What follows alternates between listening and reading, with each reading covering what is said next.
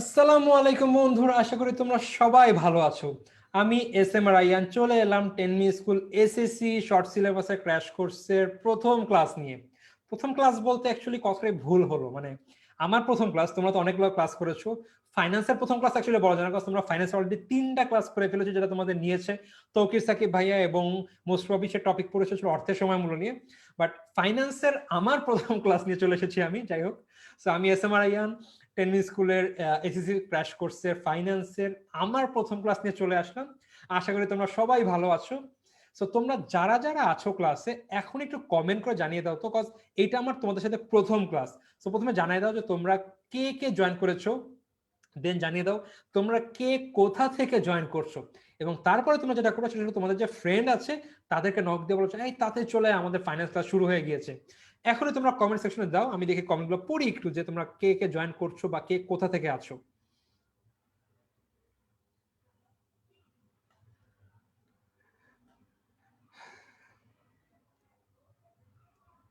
So আমাদের আবিজ্ঞান চাকমা আছে, আছে মির্জা জেরিন জান্নাত আছে, ইফতি খান বলছেন কেমন আছেন ভাইয়া। আলহামদুলিল্লাহ ভাইয়া ভালো আছি, তুমি কেমন আছো? ইফসিতা সারা আছে, বলছে আসসালামু আলাইকুম। ওয়ালাইকুম আসসালাম ভাইয়া। আচ্ছা, আমাকে কেউ আচ্ছা হ্যাঁ স্যার বলবা না কিন্তু। আচ্ছা হ্যাঁ, এই যে একজন ইভান রহমান বলছে বিগ ফ্যান স্যার। আমি স্যার না ভাই, আমি তোমাদের চেয়ে বেশি বড় না, মানে হ্যাঁ একটু বড় বাট অত বড় না, কারণ আমার এই এসএসসি ব্যাচ ছিল 2016 আমি দিয়েছি মোস্ট প্রবাবলি। যাই হোক, সো আমি বেশি বড় না, তোমাদের চেয়ে সিনিয়র না। সো যাই হোক, আমাকে ভাইয়া বলবে অবশ্যই। তো আমার সাথে ইফতি খান আছে, আছে ঈশিতা সারা আছে, আছে ইভান রহমান আছে, রাতুল হাসান ঢাকা থেকে, মেহজাবিন ইভা আছে, বলছে আসসালামু আলাইকুম। ওয়ালাইকুম আসসালাম আপু, কেমন আছো? ইফতি খান আছে হাজারিবাগ থেকে। আচ্ছা, জান্নাতুল নাফিম কি নাহিম আছে ঢাকা থেকে, নাজিফা তাসরিন আছে আমাদের সাথে, আশিকুর রহমান আছে কুমিল্লা থেকে, যা ঢাকার বাইরে প্রথম মানুষকে পাইলাম মনে হয় নাকি। হ্যাঁ, ঢাকার বাইরে থেকে প্রথম মানুষ কমেন্ট করলো। আচ্ছা, মিরাজের জানাত আছে টাঙ্গাইল থেকে। আচ্ছা, দ্বিতীয় ঢাকার বাইরের মানুষ ইভান রহমান চাঁদপুরে, যে তৃতীয় নাম্বার মানুষ। মোহাম্মদ আলী চিটাগং থেকে আছে, আব্দুল জব্বার আছে বলছে হাই ভাইয়া। হাই ভাইয়া, কেমন আছো তুমি? নাজিফা তাসিম হাসান বলছে কেমন আছে। আচ্ছা ভাই, আলহামদুলিল্লাহ আমি খুবই ভালো আছি। তোমরা সবাই কেমন আছো একটু জানিয়ে দাও তো, সবাই ভালো আছো কিনা? করোনা পরিস্থিতিতে সবাই শরীর ভালো আছে না, বা সবার পরিবারের সবাই ভালো আছে না, এখনই জানিয়ে দাও আমাকে কমেন্ট করে। এস এর মিনার আছে আমাদের সাথে, আমাদের সাথে আছে মেহজাবিন ইভা, পরে শাহরিয়ার নিতু আছে, জুহায়ের ওয়াসিম আছে, পরে মাহমুদ তাসনিম আছে, আহ কি প্রজ্ঞা চাকমা আছে, ইভান আছে, এবং কি প্রজ্ঞা PROGY প্রজ্ঞা মোস্টলি একটু আমাকে বাংলায় বানান বলতে আমি মানে কনফিউজ হয়ে গেলাম উচ্চারণটা কি হবে। দেন আদির বড়ুয়া আছে, নাজিফা তাসনিম আছে, মোর্স মিসেস আছে, এটা কি নাম? MORS Mrs. যাই হোক, হয়তো নাম আছে, তোমার নামটা আমাকে জানিয়ে দাও। শাহেমডি মাহমুদ দেলওয়ার আছে, নিতু আছে, তাসনিম, ওয়াসিম, জুহার আছে, আব্বির আছে, কি আদির বড়ুয়া, এস মিনার, দেন মাহিনুর আছে, তাহরিন আছে, আচ্ছা নিশাত আফরিন আছে, শামসুন নাহার আছে, প্রিন্স আছে। বাবা, প্রিন্স চলে এসেছে আমার সাথে ক্লাস করতে। ওকে, কমেন্টগুলো পড়ছি নিচের দিকে, আমার মোবাইলটা একটু নিচে আছে। আচ্ছা, তো শাহিমদি দেলওয়ার আছে, দেন জান্নাতুল ফাহিম, সেটা ছাড়া মোহাম্মদ আলী, বক্সে মোহাম্মদ আলী চলে এসেছে, ইফতি রহমান আছে, ইফতি খান আছে আলটিমেটলি,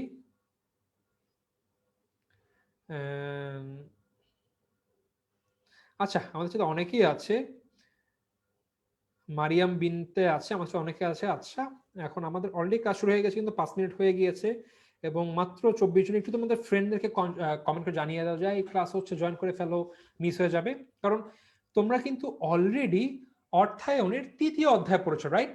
কারণ 3য় অধ্যায় ছিল অর্থের সময় মূল্য। এন্ড আমার আর তৌকির সাকিবের যখন ক্লাস নেব, আমরা প্ল্যান করেছিলাম, ভাইকে বললাম ভাইয়া অ্যাকচুয়ালি সব সাবজেক্ট কি করবে, শুরু থেকে শুরু করবে। এন্ড আমাদের শর্ট সিলেবাসে কিন্তু প্রথম চ্যাপ্টারটা একটু বেসিক চ্যাপ্টারই দিয়েছে সব সাবজেক্টে কম বেশি। এখন কি হবে, সবাই শুরু থেকে শুরু করবে অলরেডি, এবং দেখা যাবে বেসিক পড়াবে। দেন আস্তে আস্তে যখন মেইন চ্যাপ্টারগুলোতে আসবে, দেখা যাবে সবাই প্রথমে একটু লেস প্রেশার, দেন একসাথে প্রেশার পড়ে যাবে। সো তখন দেখা যাবে কিছু কিছু সাবজেক্ট কিন্তু একটু আলাদা, মানে একটু কম পড়া হবে বা এফোর্ট কম দেওয়া হবে, বাট সময় কম থাকবে। দ্যাট ইজ আমি আর ভাই যেটা চিন্তা করলাম যে আচ্ছা আমরা একটা কাজ করি, আমরা প্রথমে অর্থের সময় মূল্যটা পড়াই। এটা একটা কিন্তু গুরুত্বপূর্ণ চ্যাপ্টার, অর্থের সময় মূল্য এবং ক্যাপিটাল বাজেটিং। তো অর্থের সময় যদি আমি আগে শেষ করে রাখি, তাহলে যেটা হবে স্টুডেন্টসরা আগে একটা গুরুত্বপূর্ণ চ্যাপ্টার মানে ফাইন্যান্সিয়াল শেষ করে ফেলবে, দেন অন্যান্য বইগুলোতে বা সাবজেক্টে যখন দেখা যাবে ইম্পর্টেন্ট চ্যাপ্টার পড়াচ্ছে, তখন আমাদের বেসিক চ্যাপ্টার পড়াবো আমরা একটা। তো এইভাবে আমরা ব্যালেন্স করে ট্রাই করেছি। আশা করি তোমাদের সমস্যা কোনো হবে না। এন্ড আমি মূলত তোমাদের অর্থায়নের সূচনা বা অর্থাৎ অর্থায়নের পরিচিতি চ্যাপ্টার নিব, দেন ক্যাপিটাল বাজেটিং এর উপর 3টা ক্লাস নিব, এবং লাস্ট অফ অল তোমাদের ব্যাংকিং পার্টে গিয়ে একটা ক্লাস নিব। এইভাবে মোট আমি 5টা ক্লাস নেব, এবং তৌকির সাকিব ভাই মোস্টলি 5টা ক্লাস নেবে। আমরা দুজন মোট মিলে 10টা বা 11টার মতো ক্লাস নেব প্রয়োজন অনুযায়ী। যাই হোক, আমি এবার আমার একটু পরিচয় দিই। আচ্ছা, আমার পরিচয় দেওয়া হয়নি, এক্সট্রিমলি সরি। তো আমি হলাম এস এম আর রাইয়ান। আমি বর্তমানে ঢাকা ইউনিভার্সিটিতে বিজনেস ফ্যাকাল্টিতে লেখাপড়া করছি, এবং আমার আমার ডিপার্টমেন্ট ছিল মার্কেটিং, অর্থাৎ আমি মার্কেটিং এ মেজর করছি। এবং আমার কলেজ ছিল ঢাকা সিটি কলেজ, এবং আমার স্কুল ছিল Mohammadpur model school and college. So প্রশ্ন হতে পারে, ভাইয়া পড়েন তো মার্কেটিং এ, ফাইন্যান্স পড়ান কেন? তো যাই হোক, আমার এসএসসি এসএসসি সব জায়গায় ফাইন্যান্স ছিল, এন্ড আমার অ্যাকচুয়ালি ফাইন্যান্সের বেসিকটা অন্য সাবজেক্টের তুলনায় একটু মানে একটু ভালো, এবং আমি পড়াতে পছন্দ করি, দ্যাট ইজ আমি ফাইন্যান্স পড়াই। সো আলটিমেটলি আমি মার্কেটিং এর স্টুডেন্ট হলো, মানে মার্কেটিং ব্যাকগ্রাউন্ডের স্টুডেন্ট হলো, আমার বেসিক ফাইন্যান্সে ভালো, তাই আমি ফাইন্যান্স পড়াই আমার ছোট বন্ধুদেরকে। তো এই ছিল আমার সংক্ষিপ্ত পরিচয়। এবার আমি আস্তে আস্তে পড়ার মধ্যে আসি, কজ অলরেডি 10 মিনিট হয়ে গিয়েছে। আশা করি এর মধ্যে যাদের আসা সবাই চলে এসেছে। আচ্ছা, এইবার আমাদের প্রথম অধ্যায় হলো অর্থায়ন ও ব্যবসায় অর্থায়ন। আচ্ছা, তো আমাদের বইয়ের সর্বপ্রথম অধ্যায় এবং বেসিক অধ্যায়, এবং আজকে আমি বেসিক আলোচনা করবো, যেহেতু আমাদের শর্ট সিলেবাসের ক্র্যাশ কোর্স। আমি কিন্তু লাইন বাই লাইন পড়াবো না, অবশ্যই আমি তোমাদের মেইন টপিক পড়াবো, সো দ্যাট তোমরা অ্যাকচুয়ালি কনসেপ্টটা ক্লিয়ার করে ফেলো, এন্ড দেন বই পড়লেই তোমাদের 100% ক্লিয়ার হয়ে যাবে সবকিছু। আচ্ছা, এখন প্রথমে চলে আসি, অর্থায়ন কি? তোমরা ফাইন্যান্সের বাংলা হলো অর্থায়ন। অর্থায়ন যদি কনসেপ্ট না থাকে, তাহলে কিন্তু পুরা শেষ একদম ভাই। সো অর্থায়নের কনসেপ্ট খুব ভালোভাবে মানে ক্লিয়ার করে রাখতে হবে। এখন আমি সংজ্ঞা বা অর্থায়ন কনসেপ্ট আগে বলে নেই, আমরা কিন্তু মাঝে মধ্যে কি হয়, একটা পিকনিকে যাচ্ছি, পিকনিকে গিয়ে বাচ্চা তো বলে টাকা পয়সা দিল, বা ফাইন্যান্স কে করলো, আমরা কি বলি, আমার চাচা ফাইন্যান্স করছে, বা আমার বাবা ফাইন্যান্স করছে, বা আমার ফুফু ফাইন্যান্স করছে। আমরা কি মিন করি? আমরা মিন করি এই যে পিকনিকের টাকা পয়সা, তার মেজর অংশ বা পুরাটাই আমার ফুফু বা আমার চাচা বা আমার বাবা দিয়ে দিছে। কি বুঝাই? টাকা পাওয়া। বাট শুধুমাত্র এই যে টাকা দেওয়া হলো, এইটা কিন্তু অ্যাকচুয়ালি ফাইন্যান্স না। এইটা ফাইন্যান্স কাদের জন্য? ফাইন্যান্স বলতে একটু হচ্ছিল অন্য অন্য ব্যাকগ্রাউন্ড, যারা সায়েন্সে পড়ে বা যারা হিউম্যানিটিস বা আর্টসে পড়ে, ওদের জন্য কিন্তু এটাকে মনে হতে পারে এটাই finance. But as a student of business studies background বা ইউনিট, তোমাদের কিন্তু ভালোভাবে কনসেপ্ট ক্লিয়ার রাখতে হবে ফাইন্যান্স কি। সো অর্থায়ন মূলত অর্থ বা তহবিল, অর্থ বা তহবিল কিন্তু সেম জিনিস, অর্থ যেই কথা, তহবিলও সেম কথা। সো সংগ্রহ ও ব্যবস্থাপনা, দেখো, সংগ্রহ ব্যবস্থাপনা নিয়ে কাজ করে, অর্থাৎ অর্থ সংগ্রহ করলাম, সেই অর্থ আমি ব্যবস্থাপনা, আমি অন্যভাবে বলতে ব্যবহারও বলতে পারি। সো ব্যবহার নিয়ে কাজ করে, বা এই দুটার কাজের কম্বিনেশনকে আমরা একত্রে ফাইন্যান্স বলি বা অর্থায়ন বলি। দেখো, অর্থায়ন ইকুয়াল টু অর্থ সংগ্রহ এবং ব্যবস্থাপনা বা ব্যবহার। সো আমি অর্থ পেলাম, অর্থায়ন হয়ে জানি, অর্থ পেলাম এবং সেই অর্থ নিয়ে আমি কাজ করব, একত্রে কিন্তু সবকিছু মিলাই কিন্তু ফাইন্যান্সের কাজ এবং ফাইন্যান্সের পুরা গন্ডি বলতে পারো। এবার কোন উৎস থেকে কি পরিমাণ নগদ, কি পরিমাণ তহবিল সংগ্রহ করে কোথায় কিভাবে বিনিয়োগ, বিনিয়োগ কিন্তু এক প্রকার ব্যবহার করছে বা অর্থ ব্যবস্থাপনা করছে। আমি অর্থ পেলাম, সেটা আমি ফিস কিনবো, আমি একটা ব্যবসা দিব, আমার কর্মচারীকে আমি বেতন দিব, যেটাই হোক আমার কিন্তু এক প্রকার বিনিয়োগ বা ব্যবহার। সো বিনিয়োগ করলে বা ব্যবসার সর্বোচ্চ মুনাফা হবে অর্থায়ন সেই সংক্রান্ত পরিকল্পনা প্রণয়ন ও বাস্তবায়ন করে। অর্থাৎ কোথা থেকে অর্থ সংগ্রহ করতে হবে এবং কিভাবে ব্যবহার করতে হবে বা বিনিয়োগ করতে হবে, এই দুটি কাজ করা হয় অর্থায়নের কাজ। এবং এটার জন্য কি করতে হয়? বিভিন্ন পরিকল্পনা প্রণয়ন করতে হয়, বাস্তবায়ন করতে হয়। এবং কেন করা হয়? মুনাফা সর্বোচ্চকরণের জন্য বা মুনাফা বৃদ্ধিকরণের জন্য। সো এই ছিল মূলত ফাইন্যান্স বা অর্থায়ন। আমি যদি সংজ্ঞায় আসি, একটি ব্যবসা পরিচালনা করতে কি পরিমাণ মূলধন প্রয়োজন, কোন উৎস থেকে সেই মূলধন সংগ্রহ করলে এবং কিভাবে বিনিয়োগ করলে ব্যবসায় মুনাফা সবচেয়ে বেশি হবে, সেই সকল বিষয়ে পরিকল্পনা প্রণয়ন ও বাস্তবায়ন কার্যকে অর্থায়ন বলে। আবার দেখো, কি পরিমাণ মূলধন প্রয়োজন কিন্তু আমি চিন্তা করবো, আমার কিন্তু কাজ শুরু হয়নি। হ্যাঁ, ফাইন্যান্স মোটামুটি শুরু হচ্ছে, বাট আমি কাজে আসে নাই, চিন্তা করছি আচ্ছা আমি একটা জুস ফ্যাক্টরি দিব, আমার কি কি মেশিন লাগবে, দাম কত, আমি নেট দিয়ে সার্চ দিয়ে দেখলাম, এবার দেখলাম আমার মোট 50 লক্ষ টাকা লাগবে। তো সেই টাকা কিভাবে সংগ্রহ করলে এবং কিভাবে বিনিয়োগ করলে ব্যবসার মুনাফা সবচেয়ে বেশি হবে, কারণ ব্যবসা প্রতিষ্ঠান কিন্তু মুনাফা অর্জনের উদ্দেশ্যে কাজ করে, সেই সকল বিষয় পরিকল্পনা প্রণয়ন এবং বাস্তবায়ন কাজকে ফাইন্যান্স বলা হয়। তোমরা একটু বলো তো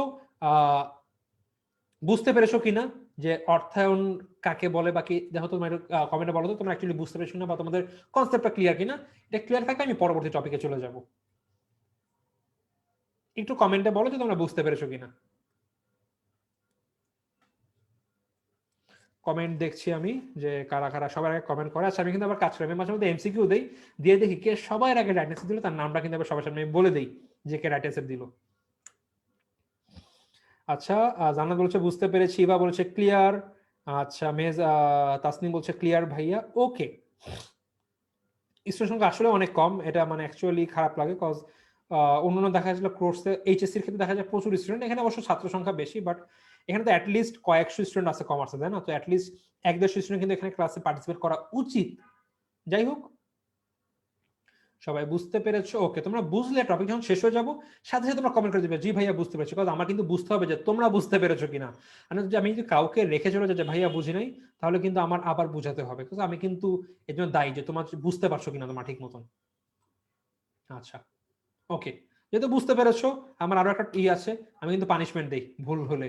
সো বুঝতে যেহেতু পেরেছো, এবার তোমাদের উত্তরও সঠিক করতে হবে, এবং বলে রাখলাম এটা একটু ট্রিকি কোশ্চেন, কিন্তু একটু ঠিক মতন দেখো, দেখে দেন উত্তর করো। এমসিকিউ দিয়ে দিচ্ছি, তোমরা জাস্ট এমসিকিউ লিখবা, মানে জাস্ট এ বি সি অথবা ডি যেকোনো একটা দিবা।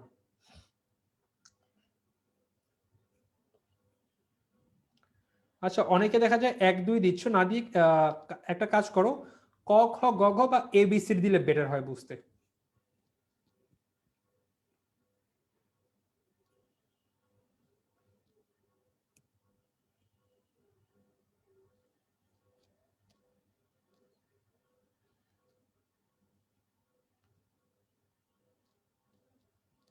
অনেকেই কমেন্ট করছে, যাক ভালো, যারা ক্লাস আছে তাহলে মনোযোগী আছো, এটা বুঝতে পারলাম।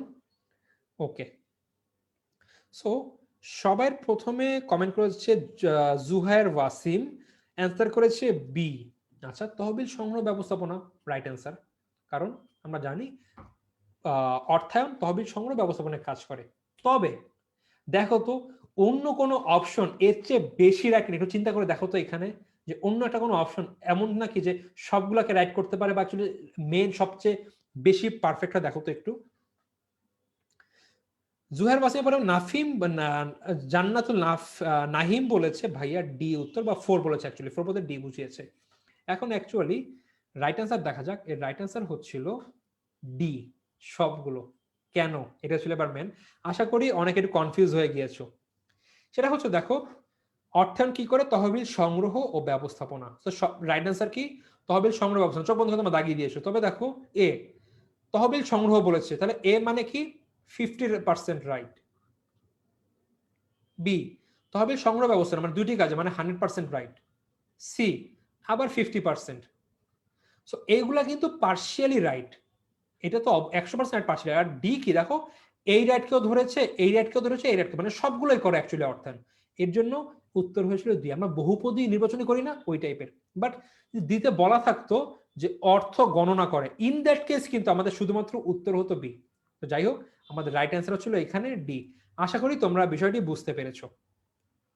আচ্ছা, এরপর আমরা অর্থায়নের শ্রেণীবিভাগে যাবো। সো আমরা যে অর্থায়ন করি, দেখো অর্থায়ন কাজ কি, অর্থ সংগ্রহ এবং সেই অর্থ ব্যবহার বা ব্যবস্থাপনা। এখন তোমার বাসায় যেভাবে কাজটা করা হয়, একটা ব্যবসা প্রতিষ্ঠান কিন্তু কখনোই সেম ভাবে করা হয় না, দুটো কিন্তু অ্যাপ্রোচ সম্পূর্ণ ভিন্ন। ঠিক আছে, আমরা এখন শর্টে বুঝে যাবো এগুলো কি।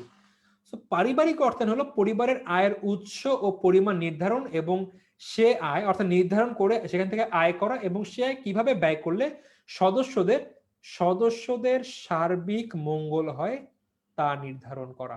অর্থাৎ পরিবারের কোন কোন উৎস থেকে আয় করা যায় বা অর্থ সংগ্রহ করা যায় এবং সেটি কিভাবে ব্যবহার করলে সদস্যদের সর্বোচ্চ মঙ্গল কামনা হবে, মানে মঙ্গল হবে, সেটি কাজ করা হচ্ছিল পারিবারিক অর্থায়নের কাজ। তো উৎস কি?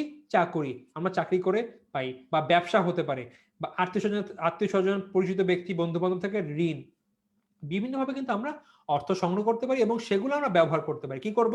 বাসা ভাড়া, আমাদের খাওয়া দাওয়া, বিদ্যুৎ বিল, গ্যাসের বিল, পানির বিল, লেখাপড়ার খরচ, আমাদের টিভি ক্রয়, কম্পিউটার ক্রয়, এরকম বিভিন্নভাবে কিন্তু আমরা পারিবারিক অর্থায়নে ডিসিশন নিয়ে থাকি বা কাজ করে থাকি। এরপরে সরকারি অর্থায়ন, খুবই গুরুত্বপূর্ণ একটা অর্থায়ন। আচ্ছা, এটা কি? রাষ্ট্র বা সরকারি কর্তৃপক্ষের আয়, ব্যয় বা প্রয়োজনীয় অর্থের সংগ্রহ ও সুষ্ঠু বন্টনের শর্তে অর্থায়ন বলে। অর্থাৎ রাষ্ট্র বা সরকার কর্তৃক আয় ব্যয় এবং প্রয়োজনীয় অর্থ সংগ্রহ এবং সেটি ব্যবহার করাকে আমরা কি বলবো? আমরা বলবো হচ্ছিল সরকারি অর্থায়ন। আচ্ছা, তো দেখা যাক উৎস কি? আয়কর। মানুষ যখনই কিছু আয় করে সে আয়ের উপরে কিন্তু কর দিতে হবে, সো আয়কর। মূল্য সংযোজন কর বা ভিএটি, তোমরা যখনই আগোরা বা মিনা বাজারে যাও তখনই কিন্তু, আচ্ছা একটা কথা বলতে ভুলে গিয়েছি, আমার কিন্তু ক্যামেরা একটু নিচে আর আমার যে পড়াচ্ছি কম্পিউটার স্লাইড এটা একটু উপরে, দ্যাট ইজ যখন পড়াচ্ছি আমি একটু কিন্তু উপর দিকে থাকে পড়াচ্ছি, কিছু মনে করো না। আচ্ছা, ব্যাক টু স্টাডি। যেখানে ছিলাম ভ্যাট। তুমি যখন মিনা বাজার বা আগোড়া যাও তোমার কিন্তু কিছু কেনার পরে দেখো লেখা থাকে ভ্যাট। ভ্যাট মানে কি? যখন তুমি কিছু ক্রয় করলা তখন কিন্তু তুমি সেইখান থেকে আবার একটা এক্সট্রা টাকা দিতে হবে যেটা সরকার পাবে। তারপরে উৎপাদন শুল্ক, যেসব ফ্যাক্টরি কিছু উৎপাদন করে ওদের শুল্ক দিতে হয়। আমদানি শুল্ক, রপ্তানি শুল্ক, সঞ্চয়পত্র, প্রাইস বন্ড। সরকার সঞ্চয়পত্র বা প্রাইস বন্ডের বা ট্রেজারি বিলের মাধ্যমে কিন্তু অর্থ সংগ্রহ করে। তো এগুলো ছিল উৎস। দেন খুবই খুবই খুবই গুরুত্বপূর্ণ একটা জিনিস হচ্ছিল সরকারি অর্থায়নের এই পয়েন্টটা, যে সরকারি অর্থায়নের প্রথমে ব্যয় নির্ধারণ করা হয়, সেই অনুযায়ী তহবিল সংগ্রহ করা হয়। বাকি সকল অর্থায়নে প্রথমে আয় হয়, দেন বলে আচ্ছা এবার আমি আয় করলাম 500 টাকা, এই 500 টাকা আমি কিভাবে ব্যয় করে আমি মুনাফা অর্জন করবো বা আমার পরিবারের মানুষদের সদস্যদের কল্যাণ সাধন করব। কিন্তু খালি সরকারি অর্থায়নের বিষয়টি সম্পূর্ণ ভিন্ন। সেখানে কি করা হয়? সেখানে চিন্তা করে যে আচ্ছা প্রতি বছর বাজেট হয়, বাজেটে বলে এই বছর আমাদের মোট 400 কোটি টাকা লাগবে বা 2 লক্ষ কোটি টাকা লাগবে বা 3 লক্ষ কোটি টাকা লাগবে। যখন বাজেট হয়, ব্যয়ের পরিমাণ নির্ধারণ হয়, এরপরে কি করে ফাইন্যান্স যেই মিনিস্ট্রি থাকে তারা বলে আচ্ছা এবার আমরা এই এই খাত থেকে এইভাবে আমরা অর্থ সংগ্রহ করব। সো বাকি সকল ক্ষেত্রে আগে আয় পরে ব্যয়, কিন্তু সরকারি অর্থায়নে আগে ব্যয়ের পরিমাণ নির্ধারণ করে দেন আয়ের পরিমাণ নির্ধারণ করা হয়। এখন আরো একটা ইম্পর্টেন্ট কি, সরকারি অর্থায়নের মূল লক্ষ্য কি? এবং সরকারি অর্থায়নের মূল লক্ষ্য হলো সমাজ কল্যাণ, মাথায় রাখতে হবে, বা জনকল্যাণ। সরকারি অর্থায়ন সাধারণত অলাভজনক হয়, এরা যেহেতু মুনাফা অর্জনের উদ্দেশ্যে কাজ করে না, জনকল্যাণের উদ্দেশ্যে, তাই দেখা যায় এটা সাধারণত অলাভজনক হয়। সরকারি অর্থায়নে ব্যয় আয় অপেক্ষা বেশি হতে পারে, অর্থাৎ অলাভজনক মানে আমার যত টাকা আয় তার চেয়ে বেশি পরিমাণে ব্যয় হয়, কারণ সরকার যেসব কাজ করে সেখানে বেশিরভাগ, মনে করো রাস্তা তৈরি, সেতু তৈরি, দেন স্কুল তৈরি, এগুলো কিন্তু তাদের কোনো লাভ নাই। স্কুল যে বানিয়ে দিচ্ছে বা মসজিদ বানিয়ে দিচ্ছে সেখানে কিন্তু সরকার কোনো লাভ পায় না। দ্যাট ইজ ওয়াই দেখা যায় আয় অপেক্ষা ব্যয় বেশি হয়ে থাকে। আচ্ছা, ওকে, এইবার অব্যবসায়ী প্রতিষ্ঠান। দেখো তো তোমাদের পাশে যে মাঠের ক্লাবটি আছে, এদের কি কোনো ব্যবসা করা বা লাভ করার জায়গা আছে? নেই। দেন তোমাদের যে মসজিদ আছে বা মন্দিরটি আছে বাসার পাশে, এরা কি কোনোভাবে লাভ করার কোনো ওয়ে আছে? নাই। কিন্তু ওরা কি করে বলো, যখন তোমরা যারা মসজিদে যাও, আমি যখন আমি একজন মানে মুসলমান, আমি মসজিদে যাই, আমি যখন জানি যারা মসজিদে যায় প্রতি শুক্রবারে কি করে, একটা দান বক্স চায়। দান বক্সে কি করে সবাই 10 টাকা, 20 টাকা, 5 টাকা, 2 টাকা, 1 টাকা, 100 টাকা, 500 টাকা, যে যার সামর্থ্য অনুযায়ী কিন্তু দান করে। দেন কি হয়, নামাজ শেষে মসজিদের লোকরা বসে সেইখানে টাকাগুলো জমায়, জমায় হিসাব করে, এবং দেখা যায় প্রতি সপ্তাহে অনেক মসজিদ দেখা যায় পরবর্তী সপ্তাহে বলে দেয় আমাদের পূর্ববর্তী সপ্তাহে মসজিদের দান বক্স থেকে মোট 10,000 টাকা আয় হয়েছে বা 6,000 টাকা পাওয়া গিয়েছে। এর বাদে এলাকার যে বড় ব্যবসায়ী ব্যক্তি আছে বা ধনমান্য ব্যক্তি আছে সে কি করে, মসজিদে টাকা দেয়। বা ক্লাব, ক্লাব কোনো প্রোগ্রাম করলে কি হয়, বিভিন্ন বাসায় বাসায় যায়, এরিয়ার বাসায় গিয়ে চাঁদা তোলে, বা সেখানে সদস্য যারা আছে সদস্য টাকা দেয়। বা মন্দিরও মোস্ট প্রবাবলি সেম একইভাবে দানের মাধ্যমে কিন্তু মন্দির চলে থাকে, বা গির্জা একইভাবে চলে, বা বৌদ্ধদের জন্য যেই জায়গা আছে ওদের উপাসনালয় একইভাবে কিন্তু হয়। সো এই দেখো একটা ওয়ে, ওরা কি করে বিভিন্নভাবে টাকা পায়। কিভাবে দেখো, সরকারি বা বেসরকারি অনুদান বা দান, সদস্যদের চাঁদা, এইভাবে কিন্তু আলটিমেটলি টাকা পায়। এবং এতে কি করে, এই টাকা দিয়ে ওই পার্টিকুলার ক্লাব বা মসজিদ বা মন্দির বা গির্জা বা বৌদ্ধদের উপাসনালয় এইসব জায়গায় কিভাবে চালাতে হয় সেই হিসেবে ওরা ব্যয় করে। তো দেখো, অব্যবসায়ী প্রতিষ্ঠান যেমন হাসপাতাল, এতিমখানা, তহবিল সংগ্রহ ও এর সুষ্ঠু ব্যবহার করার প্রক্রিয়াকে অব্যবসায়ী প্রতিষ্ঠানের অর্থায়ন বলে। ওরা তো অর্থ কিভাবে পায় দেখলাম, এবং সেটি ব্যবহার করে যে কিভাবে ব্যবহার করলে ওই পার্টিকুলার প্রতিষ্ঠানের ভালোভাবে চলবে, মানে ওদের টেক কেয়ার করা যাবে, যেখানে মানুষ থাকে ওদের চালানো যাবে, দেন ওই প্রয়োজনে বিল্ডিং এর মেরামত করা যাবে, বা বিভিন্ন মেরামতের বা মেইনটেনেন্স কস্ট পূরণ করা যাবে। তো এইটা হচ্ছিল ওভারঅল অব্যবসায়ী প্রতিষ্ঠানের অর্থায়ন। আশা করি তোমরা এটি বুঝতে পেরেছো। আচ্ছা, এরপরে আন্তর্জাতিক অর্থায়ন। আন্তর্জাতিক কি বলতো? বিভিন্ন দেশ বা অনেকগুলো দেশকে কিন্তু আমরা আন্তর্জাতিক বলি বা ইন্টারন্যাশনাল বলি। সো আন্তর্জাতিক বলতে বলতে একটি দেশের আমদানি, রপ্তানি এবং বৈদেশিক মুদ্রার বিনিময় ইত্যাদি আলোচনা করা বোঝায়। অর্থাৎ দুটি দেশের মধ্যে, দেখো যখন আমাদের দেশে বিভিন্ন বৈদেশিক ঋণ হয়, মনে করে যে পদ্মা সেতু আমাদের ঋণ নিতে হয়েছিল, পদ্মা সেতু হয় না, মেট্রো রেল, আমাদের বাইরের দেশে হেল্প লেগেছে, বা আমরা অন্য একটি দেশের ইঞ্জিনিয়ারদের দিয়ে কাজ করাচ্ছি, ওদেরকে আমরা টাকা দিচ্ছি। তো এই যে দুটি ভিন্ন দেশের মধ্যে কোনো লেনদেন হয় বা কাজ হয়, এগুলো ছিল ওভারঅল আন্তর্জাতিক অর্থায়নের অন্তর্গত। উৎস কি? সরকারি ও বৈদেশিক বা বিভিন্ন উৎস থেকে অর্থায়ন করে থাকে, অর্থাৎ বিভিন্ন উৎস থেকে এখানে অর্থায়ন করা হয়ে থাকে। এটা ছিল আন্তর্জাতিক, অর্থাৎ দুটি ভিন্ন দেশের মধ্যে হবে এটি। ব্যবসায় প্রতিষ্ঠানের, আচ্ছা, ব্যবসায় অর্থায়ন হলো ব্যবসায় প্রতিষ্ঠানের আর্থিক পরিকল্পনা প্রণয়ন, তহবিল সংগ্রহ, বিনিয়োগ ও বন্টন সংক্রান্ত কাজের সমস্যা। অর্থাৎ কি করলে কি করতে হবে, এইভাবে আমাদের তহবিল সংগ্রহ করতে হবে, সেটি বিনিয়োগ করতে হবে এবং বিভিন্ন জায়গায় অর্থ বন্টন করতে হবে। এর ওভারঅলকে একত্রিত বলা হয় ব্যবসায় অর্থায়ন। এর অর্থ কি? আর্থিক প্রতিষ্ঠান হতে ঋণ গ্রহণ, শেয়ার, বন্ড, ঋণ প্রদান, বিভিন্নভাবে কিন্তু অর্থায়ন করা হয়ে থাকে বা অর্থ সংগ্রহ করা হয়ে থাকে। এন্ড আমরা জানি আইনগতভাবে ব্যবসা প্রতিষ্ঠানকে মূলত তিনটি ভাগে ভাগ করা হয়। একটা হলো এক মালিকানা ব্যবসা প্রতিষ্ঠান, যেখানে মূলত একজন মালিক থাকে, সেই সকল মূলধন দেয়, সেই ব্যবসা পরিচালনা করে এবং সেই কিন্তু সকল লাভ গ্রহণ করে। অংশীদারি ব্যবসা, একাধিক ব্যক্তি মিলে ব্যবসা প্রতিষ্ঠান চালায়। এবং লাস্ট হচ্ছিল যৌথ মূলধনী ব্যবসা অর্থাৎ অর্থাৎ শেয়ার বা অগ্রাধিকার শেয়ার বা বন্ডের মাধ্যমে যে ব্যবসা প্রতিষ্ঠান গড়ে ওঠে তাকে আমরা বলি যৌথ মূলধনী ব্যবসা প্রতিষ্ঠান। এবং এই যে ব্যবসায় প্রতিষ্ঠান, এরা কি করে? এই শেয়ার, বন্ড, ডিবেঞ্চার, ঋণপত্রের মাধ্যমে অর্থ সংগ্রহ করে এবং সেটি মুনাফা অর্জনের উদ্দেশ্যে কিন্তু বিনিয়োগ করে থাকে। আচ্ছা, এবং সর্বশেষ হচ্ছিল ব্যাংক ও আর্থিক প্রতিষ্ঠান। দেখো, একটা ব্যবসা প্রতিষ্ঠান কি করে? অর্থ নেয়, সেই অর্থ দিয়ে একটা কোথাও ইনভেস্ট করে একটা পণ্য বিক্রি করে বা সেবা প্রদান করে মুনাফা অর্জন করে। তবে ব্যাংক কি করে বলতো? আমানতকারীর কাছ থেকে আমানত নেয় এবং সেই আমানত কি করে? অন্য একটি পক্ষের কাছে ঋণ প্রদান করে। এইভাবে কিন্তু আলটিমেটলি একটা ব্যবসায় প্রতিষ্ঠান চলে থাকে। তাহলে সরি, ব্যাংক প্রতিষ্ঠান। সো এই যে ব্যাংকের অর্থায়ন, সেটি কিন্তু একটি অন্য ব্যবসায় প্রতিষ্ঠান থেকে একটু রকম ভিন্ন হয়। সো এদের যে অর্থায়নের যে সিস্টেম আছে না, এটি কিন্তু ভিন্ন। দেখো কি বলেছে, ব্যাংকগুলো মানুষের ক্ষুদ্র তহবিলকে সংগ্রহ করে, অর্থ সংগ্রহ করছে কিন্তু করে, বিভিন্ন মেয়াদের আমানত সৃষ্টি করে এবং আমানতকারীকে নির্দিষ্ট হারে সুদ প্রদান করে। আবার এই তহবিল থেকে ব্যাংকগুলো বিভিন্ন উদ্যোক্তাদের বা প্রতিষ্ঠানকে ঋণ প্রদান করে। তো দেখো, অর্থ সংগ্রহ করছে, সেই অর্থ বিভিন্ন জায়গায় ব্যবহার করছে বা বিনিয়োগ করছে। এছাড়া ব্যক্তিগত বিভিন্ন প্রয়োজনে ব্যাংক থেকে ঋণ নেওয়া যায়।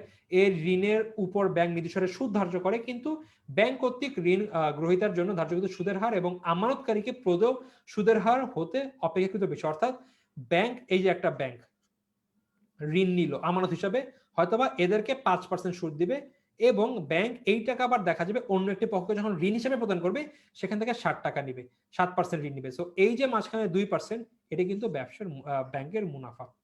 সো এই ছিল মূলত আমার ব্যাংকের বা অর্থায়নের শ্রেণী বিভাগ। মোট 6টা ভাগে ভাগ করলাম। একটু কমেন্ট করে জানিয়ে দাও তোমরা কি এই বিষয়গুলো বুঝতে পেরেছো কিনা। যদি বুঝতে পারো, আমি পরবর্তী টপিক দিয়ে চলে যাব। এবং পরবর্তী, ও, একটা প্রশ্ন আছে, তোমরা আগে বলো যে তোমরা বুঝতে পেরেছো কিনা, দেন তোমরা বলো যে প্রশ্নকে দিব উত্তর দিতে হবে। এটা কমেন্ট, তাড়াতাড়ি কমেন্টে জানিয়ে দাও যে ভাইয়া সব বুঝতে পেরেছি, দেন আমি পরবর্তী টপিকে যাব।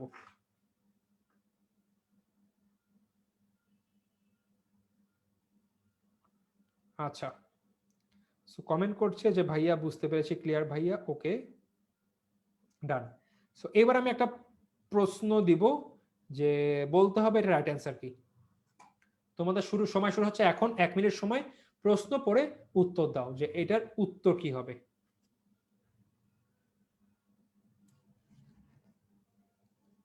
1 মিনিট সময় কিন্তু চলছে, তোমরা এখনই উত্তর দাও যে কি রাইট অ্যান্সার হবে।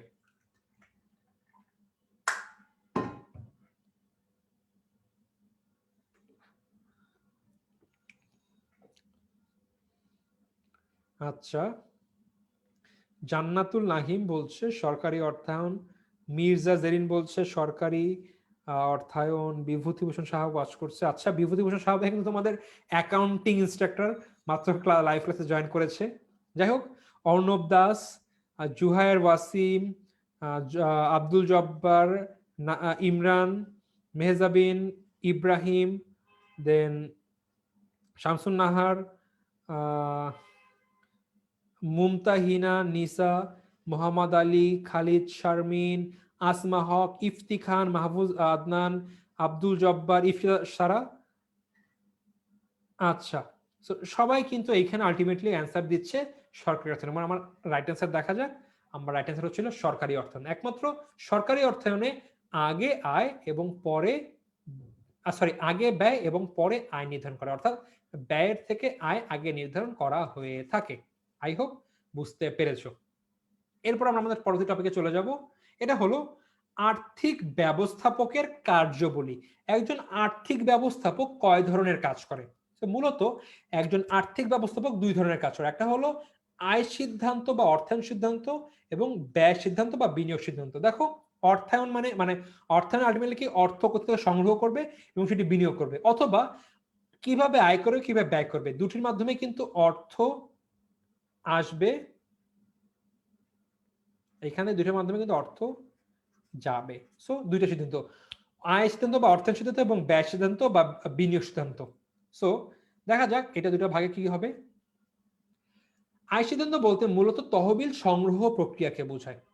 সো এটা কি, কিভাবে তহবিল সংগ্রহ বোঝাবে? তো তহবিল সংগ্রহ প্রক্রিয়া বোঝায় অর্থায়ন সিদ্ধান্তের আওতায় তহবিল সংগ্রহের বিভিন্ন উৎস নির্বাচন এবং এসব উৎসের সুবিধা অসুবিধা বিশ্লেষণ করে আর্থিক সংক্রান্ত পরিকল্পনা গ্রহণ করা হয়। সাধারণত চলতি ব্যয় নির্বাহের জন্য স্বল্পমেয়াদী উৎস এবং স্থায়ী ব্যয় নির্বাহের জন্য দীর্ঘমেয়াদী উৎস থেকে অর্থ সংগ্রহ করা হয়। তো প্রথমে বলা হয়েছে আর্থিক সিদ্ধান্ত কি, এটি বলতে মূলত বোঝাচ্ছে তহবিল সংগ্রহের প্রক্রিয়া। এইবার সো এই প্রক্রিয়ার মাধ্যমে কি করতে হয়, আমি কিভাবে তহবিল সংগ্রহ করব, এবং এই ক্ষেত্রে বলা হয়েছে চলতি ব্যয় নির্বাহের জন্য স্বল্পমেয়াদী উৎস এবং স্থায়ী ব্যয় নির্বাহের জন্য দীর্ঘমেয়াদী উৎস থেকে কিন্তু অর্থ সংগ্রহ করা হয়ে থাকে। অন্যদিকে এই সিদ্ধান্তের মাধ্যমে, আচ্ছা, ব্যয় সিদ্ধান্তের মাধ্যমে কি হয়, এই সিদ্ধান্তের মাধ্যমে প্রত্যাশিত আগমন নির্গমন একটি পরিকল্পনা করা হয়, অর্থাৎ কোন কোন ওয়েতে ব্যয় করা হবে, বা বলতে পারো তহবিলের ব্যবহার।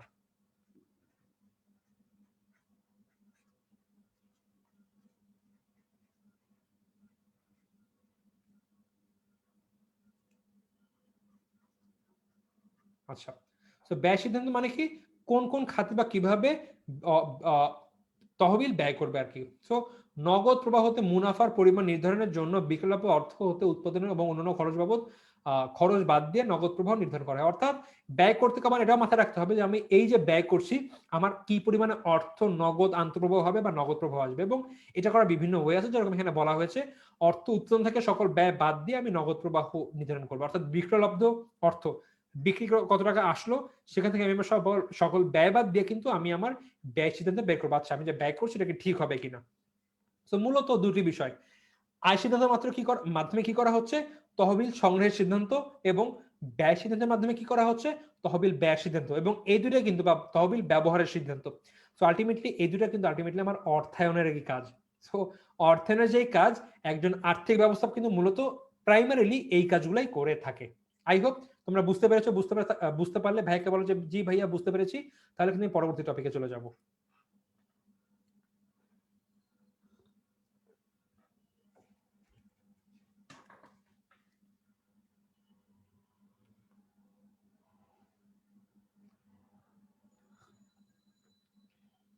আমাকে জানো তো তোমরা সব বুঝতে পেরেছো কিনা।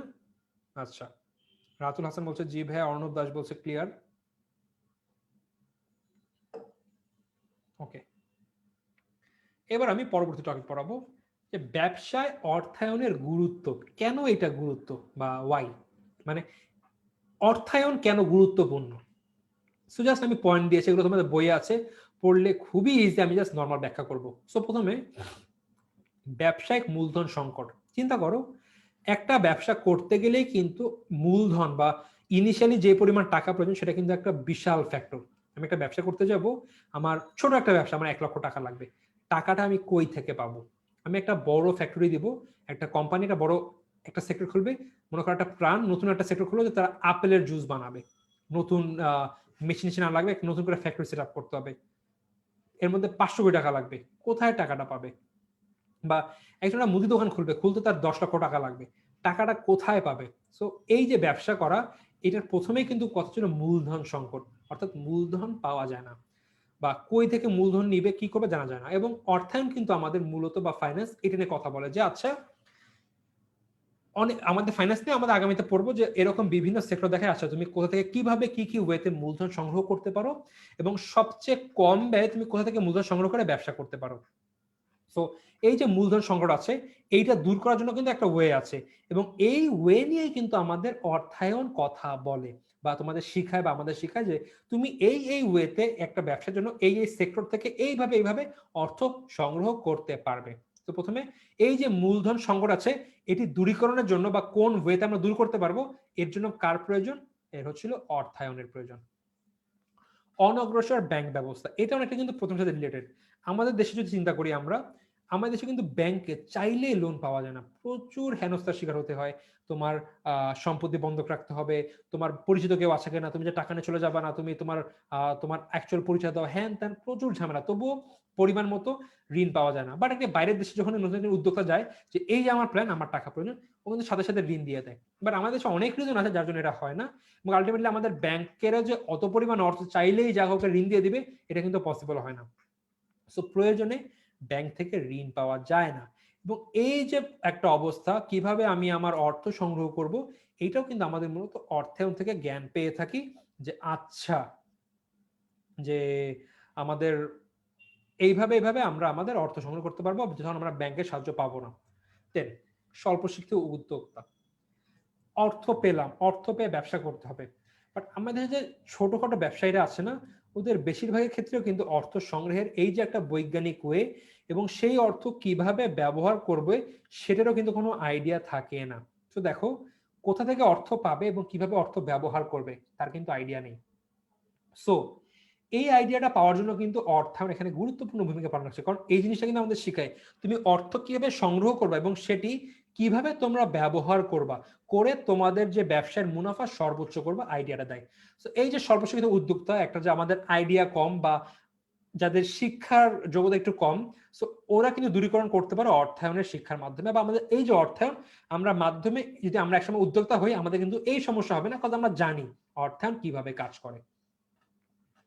আচ্ছা, উৎপাদনমুখী বিনিয়োগ ও জাতীয় আয়, এটিও অ্যাকচুয়ালি দেশের টোটাল ইনকামে বা উৎপাদনমুখী বিনিয়োগের ক্ষেত্রে কোন কোন ক্ষেত্র থেকে অর্থ সংগ্রহ করতে হবে এবং কিভাবে এই অর্থকে ব্যবহার করে মোট লাভ অর্জন করা যাবে, সব কিন্তু অর্থায়নে আমাদের ডিসকাস করা হয়।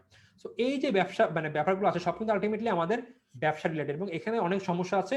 অর্থ কিভাবে সংগ্রহ করবো, সেটি ব্যবহার কি এবং কিভাবে ব্যবহার করবো এবং এর মাধ্যমে আমাদের মুনাফা সর্বোচ্চ করব, সবগুলোর মাধ্যমে কিন্তু আমরা আমাদের কি বলে মানে মুনাফা অর্জন করতে পারবো, এবং এটা নিয়ে কিন্তু আমাদের অর্থায়নের কাজ। সো এই জন্য ব্যবসার ক্ষেত্রে অর্থায়ন খুবই গুরুত্বপূর্ণ, কাজ ব্যবসার মেইন যে কাজগুলো অর্থ সংগ্রহ, ব্যবহার এবং তার মাধ্যমে মুনাফা অর্জন, এটা কিন্তু আমাদের অর্থায়ন, এই নিয়ে কিন্তু অর্থায়ন কাজ করে। দ্যাট ইজ ওয়াই বলা হয়েছে ব্যবসার ক্ষেত্রে অর্থায়নের গুরুত্ব প্রচুর বেশি।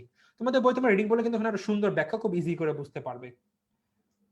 এবার আমাকে একটু বলো তো যে তোমরা এটা বুঝতে পেরেছো কিনা, তারা যদি বুঝতে পারো আমি তাহলে পরবর্তী টপিকে চলে যাব।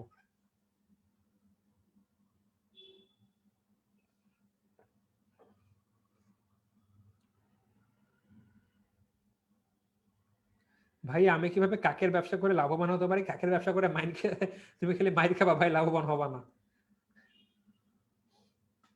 আচ্ছা, এই মির্জা জেরিন জান্নাত প্রত্যেকটা টপিকে পরে বলছে জি ভাইয়া বুঝতে পারছি, মানে যেটা বোঝা গেল। এরপরে অর্ণব দাস, অনেকে মোটামুটি সাথে সাথে কমেন্ট করছো, মানে বোঝা যাচ্ছে এরা ক্লাসে মনোযোগী আছো বা ক্লাসটি মনোযোগ দিয়ে করছো। ভেরি গুড, ক্লাসটি করো সো দ্যাট তোমাদের বুঝতে সুবিধা হয়। আচ্ছা, এবার আমি যাব হচ্ছিল পরবর্তী টপিকে, অর্থায়নের নীতিসমূহ। খুবই গুরুত্বপূর্ণ একটা জিনিস, যে এই নীতি থেকে যখন প্রশ্ন হয়, এই নীতি থেকে মাস্ট প্রশ্ন আসে। আচ্ছা, তো তোমাদের মোট 3টা নীতি আছে।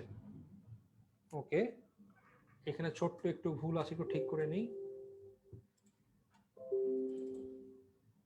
ওকে,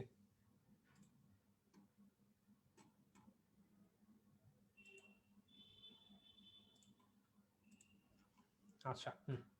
প্রথম হলো তারল্য বনাম মুনাফা নীতি, 2 উপযুক্ততার নীতি, এবং 3 হলো ব্যবসায়ের বৈচিত্র্যায়ন। এটা বানান ভুল হয়েছে, আচ্ছা এটা পর ঠিক করছি আমি। আচ্ছা, তোমরা যখন স্লাইড দিবে আমি বানানটা তোমাদের ঠিক করে দিয়ে দেবো, অসুবিধা নেই। তো প্রথম হলো তারল্য বনাম মুনাফা নীতি, এটি কি চলে দেখে যাক। প্রথমে দেখতে হবে তারল্যের সাথে মুনাফার একটা সম্পর্ক আছে বা একটা নেগেটিভ সম্পর্ক। এর আগে আমার জানতে হবে তারল্য জিনিস কি। যে কোনো দ্রব্য বা সম্পদ বা সিকিউরিটি বিক্রি করে কত দ্রুত নগদ অর্থ পাওয়া যায় তা অর্থায়নে তারল্য নামে পরিচিত। লিটারালি কোনো একটা সম্পত্তিকে কত তাড়াতাড়ি আমরা নগদ অর্থে রূপান্তর করবো সেটাকে আমরা তারল্য বলি। বাট এখানে আমরা তারল্য বরং মুনাফা বলতে আমরা মূলত তারল্য বলতে আমরা ক্যাশ টাকাকে বোঝাচ্ছি। এখন আমাদের এখানে দেখো একটা টেবিল আছে যে অধিক তারল্য মানে কম বিনিয়োগ কম মুনাফা, কম তারল্য বেশি বিনিয়োগ বেশি মুনাফা। এইবার সবকিছু মাথাতে ছেড়ে ফেলো। ধরে নাও আমি একটা মুদি দোকানদার, বা তুমি তুমি দেখে তুমি একটা দোকান চালাও। তোমার হাতে এই মাসে 1 লক্ষ টাকা আছে এবং মাসের শুরুতে, এবং তুমি দেখলা আমি যদি দোকান চালাতে যাই আমার দোকান ভাড়া, আমার কর্মচারীর বেতন, আমার বিদ্যুৎ ভাড়া এবং আমার যেসব দোকানের পণ্য এসব কিনতে আমার সব মিলায় 30,000 টাকা লাগবে। তো তুমি 30,000 টাকা কি করবা? তুমি 30,000 টাকা তুমি ক্যাশ বা তোমার ডয়ারে রেখে দিবা। তো আমি 1 মাসে চলবো, আমার 30,000 টাকা প্রয়োজন হবে, আমি এই টাকাতে চলবো। বাট বাকি কত টাকা থাকলো বলো তো? 30,000 টাকা যে রেখে দিলা, বাকি তোমার কত টাকা থাকবে তোমার কাছে বলো তো? তখন 1 লাখ টাকা ছিল, এর মধ্যে তোমার এই মাস চালাতে তোমার 30,000 টাকার প্রয়োজন হবে। তো বাকি কত থাকলো? দেখা যায় তো কমেন্টে কি করছো, বলো তো কত টাকা থাকবে তোমাদের কাছে?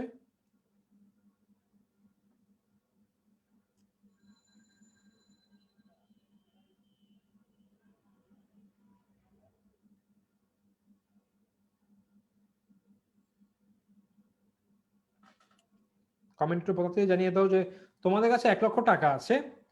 আচ্ছা, এই যে ইমরান নাজির বলছে 70,000 টাকা। ওকে, এবার আমাকে এইটা বলো যে তোমাদের কাছে 70,000 টাকা আছে, তুমি 70,000 টাকা ফেলে রেখে দিবা নাকি এইটাও তো বিনিয়োগ করবা বলো তো?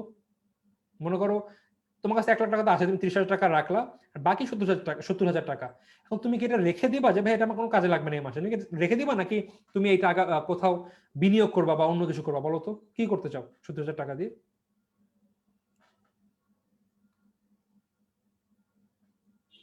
এই কমেন্টে তো কিছু অনেকে উত্তর দিচ্ছে 70,000। গুড। আচ্ছা আচ্ছা, আমাকে কিন্তু বলছো বুঝি নাই। আচ্ছা, তো তোমার কাছে ছিল 1 লক্ষ টাকা, তুমি একটা মুদি দোকানদার, তোমার মাসের শুরুতে 1 লক্ষ টাকা আছে এবং তোমাকে এই মাস দোকান চালাতে সব মিলে 30,000 টাকা থাকবে। তো বাকি তোমার কাছে থাকছে হচ্ছিল 1 লক্ষ থেকে 30,000 টাকা রাখলে 70,000 টাকা। তুমি 70,000 টাকা কি করবা? বিনিয়োগ করে দিবা। তো বিনিয়োগ করলে ধরে নাও যেখানে তুমি বিনিয়োগ করবা, বা মনে করো তুমি ব্যাংকের বন্ড কিনবা, মনে করো শেয়ার কিনবা, সেখানে তুমি 10% যদি ব্যাক পাও বা তুমি 10% সুদ পাও, তোমার লাভ কত হবে বলো তো 1 মাস শেষে? বলতো যদি 70,000 টাকা তুমি 10% বিনিয়োগ করো প্রতি মাসে 10%, তুমি কত টাকা তোমার লাভ থাকবে বলতো একটু?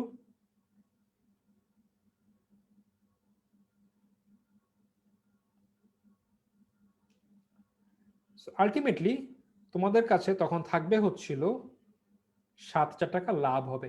70,000 টাকা বিনিয়োগ করে তুমি 7,000 টাকা পেলা। সো আশা করি বিষয়টা বুঝতে পেরেছো। এইবার দেখো তো, তোমার কাছে ঠিকই 1 লক্ষ টাকা আছে, বাট এইবার তুমি তরল সম্পদ অর্থাৎ নগদ টাকা 30,000-এর বদলে মাত্র 20,000 টাকা রাখলাম। সো বাকি কত থাকবে দেখো তো? বাকি তোমার কাছে থাকতে 80,000। যদি এই 80,000 টাকা বিনিয়োগ করো, দেখো তো তুমি 10% মুনাফাতে কত পাবা? 8,000 টাকা। এখন দেখো তারল্য এখন আগে কিন্তু কমে গিয়েছে, তারল্য কমে যাওয়াতে বিনিয়োগ বেড়ে গিয়েছে এবং মুনাফা কিন্তু বেড়ে গিয়েছে। ঠিক একইভাবে তারল্য এখানে বেড়ে গিয়েছে 20,000 থেকে 30,000 টাকা, এর ফলে বিনিয়োগ কমে গিয়েছে এবং আলটিমেটলি মুনাফা কমে গিয়েছে। আমি এটি এখানে বলেছি, দেখো অধিক তারল্য কম বিনিয়োগ এবং কম মুনাফা, আবার কম তারল্য এর ফলে বেশি বিনিয়োগ বেশি মুনাফা। আই হোপ তোমরা বুঝতে পেরেছো বিষয়টি কিভাবে কাজ করে। আমাকে কমেন্টে জানিয়ে দাও তোমরা যে এই যে একটা তারল্যের সাথে একটা যে মুনাফার নেগেটিভ সম্পর্ক আছে, এটা তোমরা বুঝতে পেরেছো, কমেন্টে জানিয়ে দাও তো।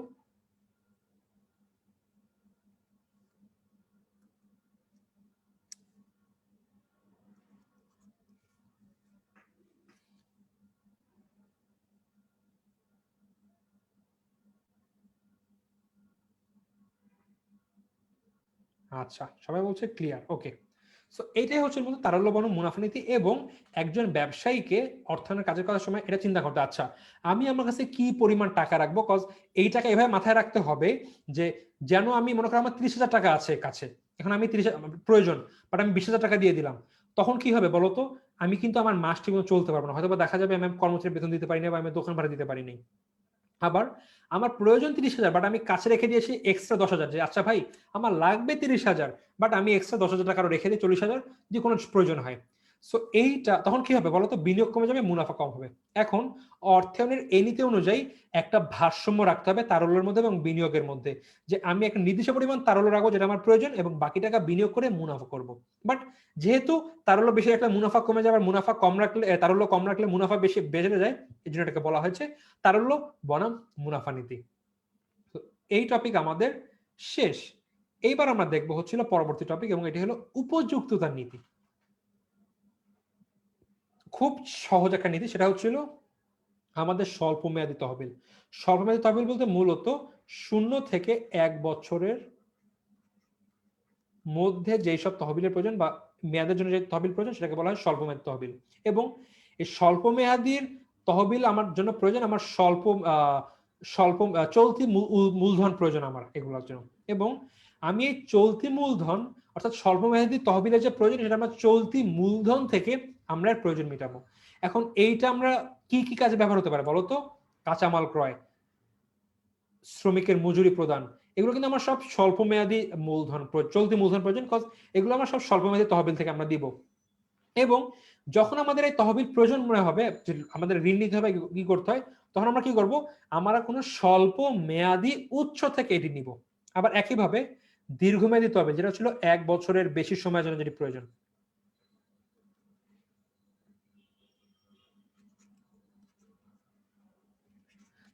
এক বছরের বেশি, এবং এটা হচ্ছিল আমাদের স্থায়ী মূলধন আলটিমেটলি, এবং এগুলো কি মেশিন ক্রয়, ব্যবসা দালান কোঠা নির্মাণ ইত্যাদি, এবং এগুলো আমরা কি করব, স্থায়ী উৎস থেকে সরি দীর্ঘমেয়াদী উৎস থেকে আমরা সংগ্রহ করবো।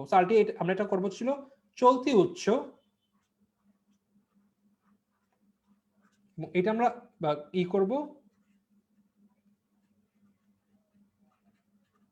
দীর্ঘমেয়াদী উৎস থেকে আমরা সংগ্রহ করব। কেন?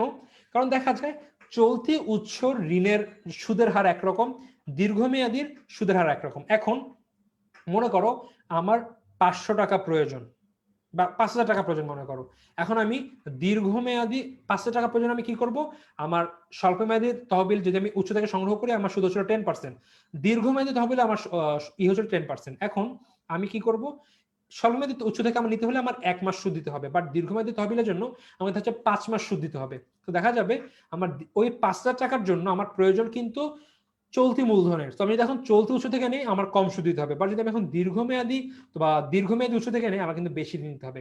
ঠিক একইটা কিন্তু আমার দেখা যাচ্ছে দীর্ঘমেয়াদী তহবিলের ক্ষেত্রে।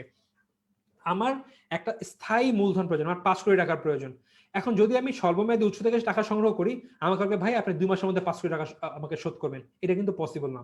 তো আমার কি করতে হবে, তখন আমার দীর্ঘমেয়াদী তহবিল থেকে সেই বা দীর্ঘমেয়াদী উৎস থেকে সেই তহবিল সংগ্রহ করতে হবে, কারণ সেখানে তারা বলবে যে ভাই ওকে আপনি 5 কোটি টাকা নিছেন, আপনি 2 বছর পর টাকা আমার ফেরত দিন। তো এর জন্য আমার উপযুক্ত নীতি হচ্ছিল আমি যেই পরিমাণ টাকা প্রয়োজন আমি সেই মানে চলতি মূলধন আমি চলতি উৎস থেকে এবং স্থায়ী মূলধন স্থায়ী উৎস থেকে আমি সংগ্রহ করব। ওকে, সো আশা করি তোমরা বুঝতে পেরেছো এটা। তোমরা জানিয়ে দাও ক্লিয়ার কিনা, আমি পরবর্তী টপিকে আবার চলে যাই। সো এইটা আসলে আমার উপযুক্ততার নীতি আমরা দেখলাম। এবার আমরা দেখবো হচ্ছিল ব্যবসায়ের বৈচিত্র্যায়ন। আমার বানানটা ভুল গিয়েছে, এটা আমি যখন স্লাইড দিব তোমাদের ঠিক করে দিব। ওকে, এইটা কি বৈচিত্র্য বলে মানে কি বলতো, একটার বদলে একাধিক বৈচিত্র্য করা। সো পোর্টফোলিও বৈচিত্র্য নীতি বলতে বুঝায় বিনিয়োগকৃত অর্থ একটি সম্পদে অথবা প্রকল্পে বিনিয়োগ না করে একাধিক প্রকল্পে বিনিয়োগ করা। এবং পোর্টফোলিও বৈচিত্র্যের একমাত্র উদ্দেশ্য হলো ঝুঁকি কমানো। দেখো, তোমার কাছে কিছু টাকা আছে, মনে করো 500 টাকা। তুমি 500 টাকা কি করলা, একক সিকিউরিটি ধরে নাও বেক্সিমকো লিমিটেডে বিনিয়োগ করলা 500 টাকা ওদের শেয়ারে। কি হলো, হঠাৎ করে সেই শেয়ারের দাম কমে গেল, তোমার লস হলো, মনে করো তোমার 200 টাকা লস হয়ে গেল। এইবার তুমি একটা কাজ করো, এটা তুমি একক সিকিউরিটিতে কিন্তু বিনিয়োগ করেছো, তুমি কিন্তু পোর্টফোলিও মেনটেন করোনি।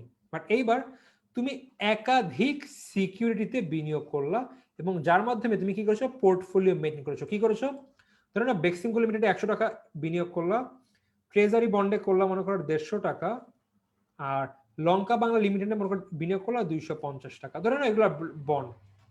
সো এখানে তিনটা মিলে করেছো 500, এখানে করেছো একটা মিলে 500। এখন যদি বেক্সিমকো লস হয় তোমার কিন্তু পুরো লস। তবে এখন মনে করো তুমি একাধিক সিকিউরিটিতে বিনিয়োগ করেছো, এখানে কি হয়েছে, বেক্সিমকো লিমিটেড লস করেছে, তোমার টাকা কমে গেছে, এখানে হয়তো তুমি লস করেছো, তবে তুমি এইখানেও লাভ করেছো, এইখানেও লাভ করেছো। সো আলটিমেটলি তোমার কিন্তু ওভারঅল বেশি লস হবে না, আবার তোমার কি হবে, এখানে তোমার লাভের পরিমাণ মানে কম হলেও লাভ হবে, তোমার লস করার সম্ভাবনা কম, অর্থাৎ তোমার ঝুঁকি কমে যাচ্ছে। সো পোর্টফোলিওর নিয়ম ছিল ঝুঁকি কমানো। আবার চিন্তা করো, তুমি একটা কাপড়ের দোকান দিয়েছো, তুমি মনে করো তুমি বৃষ্টির মৌসুমে তোমার খালি মনে করো তুমি শীতের কাপড় বিক্রি করো। সো তোমার শীতের সময় দেখা যায় তোমার কাপড় বিক্রি হয় মোট 500 পিস।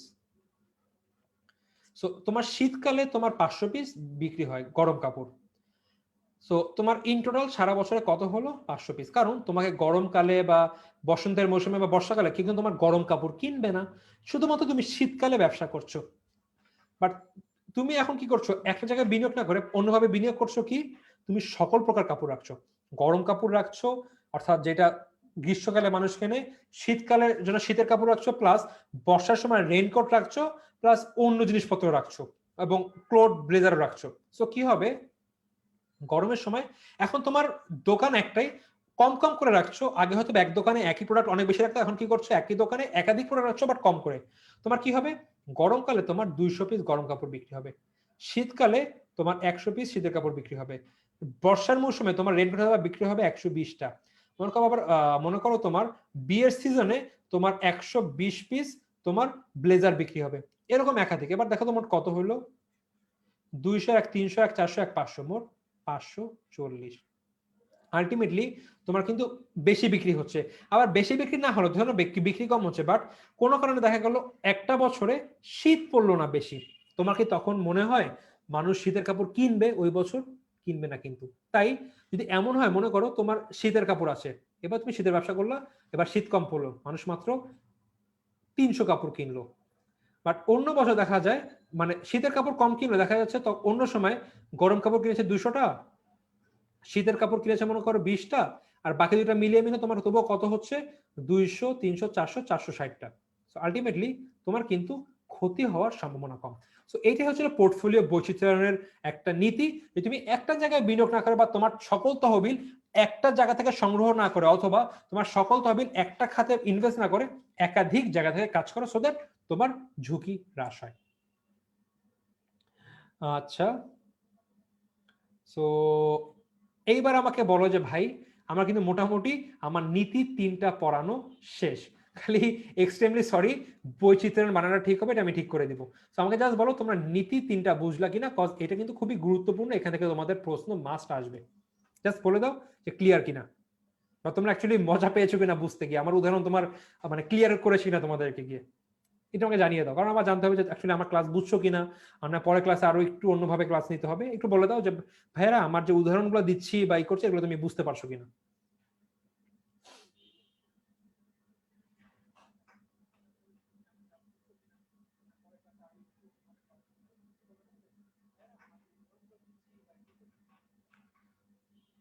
ওকে, কমেন্ট দেখতে পাচ্ছি, সবাই কমেন্ট করছে যে ক্লিয়ার, আশা করি সবাই বুঝতে পেরেছো। থ্যাংক গড যা পড়াচ্ছি তোমরা বুঝছো, কারণ আশা করি তোমরা একটা কথা আমি বলে দেবো ভাইয়া, রেজাল্ট ভালো করার একমাত্র ওয়ে হচ্ছিল নিজের পড়া। দেখো গ্রামের কিন্তু আমি যখন ঢাকা ভার্সিটিতে পড়ি, ঢাকা ইউনিভার্সিটি কি হয়, সিলেটের সবচেয়ে কিন্তু ভালো স্টুডেন্টগুলো আসে বা যারা মেধাবী ভালো রেজাল্ট করে, গিয়ে দেখি প্রচুর গ্রাম বাংলা ছেলে পেলে আসে, যেসব স্কুল কলেজের নাম জীবনে শুনিও নেই, এবং ওইসব স্কুল কলেজে কিন্তু ভালো টিচারও নেই। ওরা কিভাবে ভালো করে জানো, নিজেরা পড়ে। এইখানে তোমাদের কিন্তু একটা ব্যাকআপ, দেখো তোমরা খুব কম সাশ্রয় মূল্যে আমাদের কাছ থেকে ক্লাস নিতে পারছো, আমরা ট্রাই করছি তোমাদেরকে বোঝানোর জন্য। সো তোমরা কিন্তু যদি ক্লাস করে বাসায় বসে থাকো ভাইয়া, কখনো রেজাল্ট হবে না। যদি তুমি আমার ক্লাসে তোমার পরীক্ষা হলে আমার নোট নিয়ে যাও, তবুও তুমি ভালো রেজাল্ট করতে পারবে না। বাট তুমি ক্লাসটা করে আজকে রাতে, আজকে হয়তো হবে না, কালকে সকালে তুমি যদি বইটা পড়ো, তোমার কিন্তু কনসেপ্ট পুরো ক্লিয়ার হয়ে যাবে, তুমি একদম বুঝতে পারবে আচ্ছা এই তাহলে খেল। কজ তুমি বুঝলা, বুঝে বই পড়লা, আর বই পড়লে তোমার সবকিছু ক্লিয়ার হয়ে যাবে। সো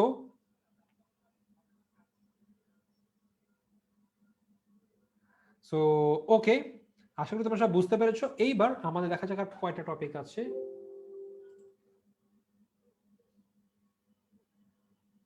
আচ্ছা, আমাদের আর টপিক বেশি না, আমরা এখন অর্থায়নের ক্রমবিকাশ পড়বো, পড়ে আমাদের ক্লাস শেষ।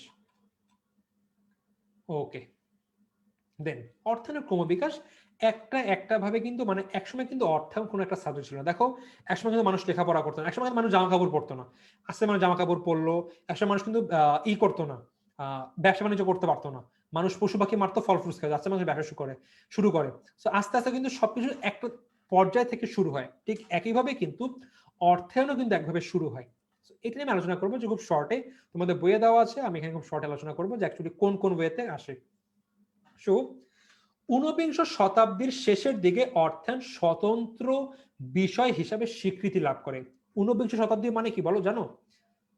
1801 সাল থেকে 1900, এইটাকে বলা হয় ঊনবিংশ শতাব্দী। এই যে সময়কাল, এই সালগুলোকে বলা হয় ঊনবিংশ শতাব্দী। এখন এর মাধ্যমে অ্যাকচুয়ালি এই সময়ের শেষের দিকে, অ্যাকচুয়ালি ধরে নাও 1890, 1895, বা মনে করো 1885 সাল, এইসব দিকে এসে মানুষ চিন্তা করে আচ্ছা অর্থায়ন একটা আলাদা ভাগ হিসাবে ব্যবহার করা প্রয়োজন, কজ এর গুরুত্ব অনেক বেশি। ব্যবসায় অর্থায়নের উপর আলাদা ভাগ হওয়া প্রয়োজন, বা একটা মানুষের গুরুত্ব বুঝতে থাকে। একটু পানি খেয়ে নেই, ওয়েট।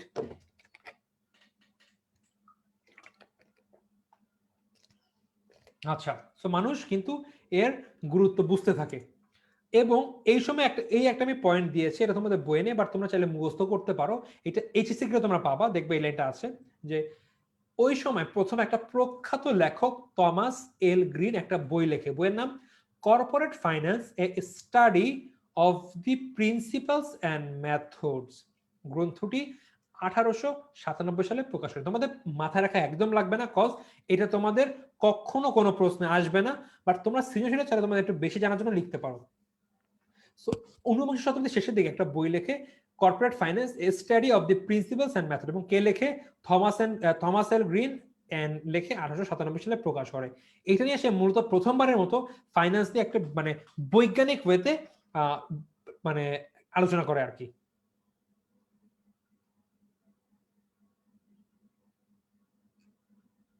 আচ্ছা, এইবার আমরা জানবো হচ্ছিল অর্থায়নের ক্রমবিকাশ হিসাবে, মানে দর্শক হিসাবে। আমাকে একজন বলছে আচ্ছা ভাইয়া কিভাবে বাবার ব্যবসা কেস থেকে বাবাকে না জেনে টাকা নেওয়া, এই কাজ কখনো করতে হয় না, টাকা কখনো কথা না বলে নিতে হয় না, টাকা বলে নিতে হয়। এটা মাথায় রাখবো, তোমরা 9-10-এ উঠেছো, আস্তে যখন কলেজে উঠবো তোমরা হয়তো ছোটখাটো একটা টিউশনি করাও, ক্লাস 5-এর বা 2-এর একটা বাচ্চাকে টিউশনি করাও, 1000-2000 টাকা যেটাই পারো টিউশনি করাবা, নিচের ইনকাম নিজে করবা। এইটার ইম্প্যাক্ট অনেক বড়। যখন তুমি একটা সময় টিউশন করাবা, তুমি কলেজে উঠলে আমি টিউশনি করাতাম না, আমি তখন নিজের কোনো ইনকাম ছিল না, তখন আমার খুব একটা খরচও কিন্তু থাকতো না, কারণ আমি কোনো খরচ থাকতো না, হয়তো বা টিফিনের খরচ বাসা দিয়ে দিত, বা আমি নিজে মানে বাসা থেকে টিফিন দিয়ে দিত, কোনো খরচ নেই, যাতায়াত করার খরচ দিয়ে দিত বাসা থেকে। তো আমার টাকা লাগতো না টিউশন হতো, মাঝে মধ্যে বন্ধু বান্ধব যেতাম, আমার হয়তো ঈদের জামানো টাকা আমি করতাম। বাট চিন্তা করো, তোমার মাসে তোমার পার্সোনাল কোনো খরচ নেই, বাট তুমি একটা টিউশনি করাও, মাত্র 3000 টাকা আয় করো, মাত্র 3000 টাকা। কি হবে দেখো, তোমার সর্বোচ্চ তুমি তখন কি করবা? আচ্ছা আমার তো মাসে 3000 টাকা, আমি 1000 টাকা খরচ করি, কি করবা? তুমি সেখানে বার্গার খেতে পারবা, বন্ধুদের সাথে গিয়ে বা বিভিন্ন জায়গায় গেলে মাঝে মধ্যে বাসা থেকেও টাকা নেওয়া লাগবে না। আর বাকি 2000 টাকা কি হবে? সেভিংস। কলেজে বছরে 2000 টাকা, মাসে 2000 টাকা হলে 12 মাসে কত? 24,000, এবং 2 বছরে কত? 48,000 টাকা। তুমি এইচএসসি শেষে তোমার কাছে একদম পাক্কা ক্যাশ ধরে নাও 48,000 টাকা আছে, ধরে নাও খরচ করছো, ধরে নাও 40,000 টাকা আছে। কলেজে উঠলা তখন, সরি ইউনিভার্সিটিতে, তুমি নিজের হাতে মোবাইল কিনতে পারবে একটা, চিন্তা করা, ল্যাপটপ কিনতে পারবে, তোমার কাছে প্রয়োজন হয়, তখন বাবাকে বলতে হবে না, আরো বাবা খুশি হবে যে আমার ছেলে বা আমার মেয়ে নিজের টাকা দিয়ে একটাই করছে। দেন ইউনিভার্সিটিতে উঠে কি করতে হবে? তখন কিন্তু মাস, তুমি যখন ইউনিভার্সিটিতে উঠে দেখবা প্রচুর স্টুডেন্ট কিন্তু টিউশন লাগে, কারণ তখন কিন্তু নিজের ইনকাম করতে হয়। আমিও কিন্তু প্রথমে 1 মাস টিউশনি করি এবং এরপরে আল্লাহ শুকরিয়া দেয় আমি একটা পার্ট টাইম জব করি এবং সেখানে ভালো ভালো একটা ইনকাম হয়। আমি নিজের সকল খরচ নিজে বহন করি। আমার বন্ধু বান্ধবের সাথে খাওয়া, আমার ভার্সিটিতে আমার লাঞ্চের খরচ, আমার যাতায়াত খরচ, যে মাঝে মধ্যে মুভি দেখতে যাওয়া, সব খরচ আমি নিজের পকেট থেকে দেই। প্লাস প্রতি মাসে আমি একটা বড় 4-5 হাজার টাকা কিন্তু একটা অ্যামাউন্ট আমি ব্যাংকে জমাতে পারি। কি হয়, এই যে করোনার মধ্যে আমি কি হয়েছে, আমার একটা ফোন কেনার প্রয়োজন ছিল, এই যে আমি একটা আমার ফোন কিনেছি নিজের টাকা, এই যে আমি একটা ফোন কিনেছি, এটা আমার নিজের টাকা দিয়ে কেনা একটা ফোন। সো আমি নিজের টাকা দিয়ে কিনতে পেরেছি। দেন আমি আর অন্য কিছু জিনিসপত্র কিনে আমি নিজের টাকা দিয়ে কিনতে পারি কিন্তু এখন, কজ আমি ইনকাম করছি, জমাচ্ছি। এটা কিন্তু খুব একটা ভালো একটা প্র্যাকটিস, কজ এখন ব্যাপার না, বাট যখন তুমি গ্রাজুয়েশন করবা তখন তোমার মাথায় কিন্তু একটা অলরেডি একটা বিল্ট ইন হবে, আচ্ছা আমার টাকা বা আমার একটা ইনকামের একটা ওয়ে আছে যেটার মাধ্যমে আমি ইনকাম করতে পারবো এবং আমি নিজেকে নিজে টেক কেয়ার করতে পারবো। সো এটা খুবই একটা জিনিস। সো এটা আমি কথাগুলো কেন বললাম, কজ এটা কিন্তু সামহাউ তোমার পার্সোনাল ফাইন্যান্সের সাথে রিলেটেড, কারণ কিভাবে নিজের টাকা নিজে আনবা, জোগাড় করবা, যেটা কিভাবে জমাবা, খরচ করবা।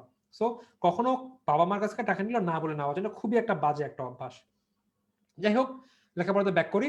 অর্থায়নের ক্রমবিকাশ 1930-এর পূর্ববর্তী দশক, মানে 1930 সালের আগ পর্যন্ত কি হয়েছে, এ দশকে যুক্তরাষ্ট্রের অর্থাৎ আমেরিকার কোম্পানিগুলোর মধ্যে একত্রীকরণ প্রক্রিয়ার ব্যাপকভাবে শুরু হয়। একত্রীকরণ কি, একটা কোম্পানি জুতা বানায়, একটা কোম্পানি চামড়া বিক্রি করে। এখন কি করে, জুতা যে কোম্পানি বানায় তারা কিন্তু ওই চামড়া কোম্পানির কাছে চামড়া কেনে। ওরা কি বলে, ভাই আয় আমরা এক হয়ে যাই, তুই আর আমি এক কোম্পানি, তুই আমাকে ফ্রিতে চামড়া দে, আমিও চামড়া বানাই এগুলো বিক্রি করি, দেন আমার লাভের টাকা ভাগ করবো। এতে কি হয়, কম মূল্যে কাঁচামাল কিনে কম মূল্যে প্রক্রিয়া করে মানে পণ্য বানিয়ে বিক্রি করা যায় এবং লাভ হওয়ার চান্স থাকে বেশি। সো 1930-এর পূর্ববর্তী দশকে এই একটা ট্রেন্ড গড়ে ওঠে যে সবাই একত্রীকরণ হবে। 1930 দশকে কি হয়, প্রথম দিকে একটু লাভবান হলো, আস্তে আস্তে দেখা যায় এটি একটি অ্যাকচুয়ালি মানে কি বলবো, লাভবান ওয়ে না, এটা একটা মানে ভুল মেথড, মানে অ্যাকচুয়ালি লাভ হচ্ছিল না। 1920 এবং 21 সনে পণ্যের মূল্য অনেক বেশি আকারে পড়ে যেতে থাকে, অর্থাৎ দাম কমতে থাকে। এবং একটা গুরুত্বপূর্ণ জিনিস, 1929 সালের 19 অক্টোবর তারিখে যুক্তরাষ্ট্রের শেয়ার বাজারে ধস নামে, যা ব্ল্যাক টুয়েসডে নামে পরিচিত। তোমরা সার্চ দিও ব্ল্যাক টুয়েসডে, বিশাল একটা ব্যাপার, পুরা আমেরিকার ইকোনমি পুরো ধ্বংস হয়ে যায় একদিনের মাথায়, পুরো ধ্বংস হয়ে যায়। একটা মনে করো 50,000 টাকা দাম শেয়ার, দাম কমে 300-400 টাকা হয়ে যায়।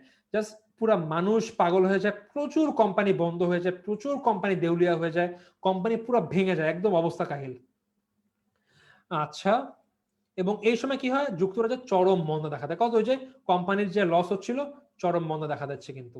এরপরে কি হয়, 40-এর দশক, এ সময় সুষ্ঠুভাবে ব্যবসা পরিচালনার জন্য তারল্যের প্রয়োজনীয়তাকে বিশেষভাবে উপলব্ধি করা হয়। মানুষ বুঝতে পারে, আচ্ছা ব্যবসা করতে গেলে তরল সম্পদ খুবই গুরুত্বপূর্ণ একটা জিনিস। আমি টাকা পাবো, যে বিনিয়োগ করবো ঠিক আছে, কিন্তু তারল্য যে মুনাফা নীতি পড়ছো, একটা ভারসাম্য রেখে তরল সম্পদ খুবই গুরুত্বপূর্ণ এবং ব্যবসা পরিচালনার জন্য আমার তরল সম্পদ কিন্তু অবশ্যই আমার কাছে রাখতে হবে।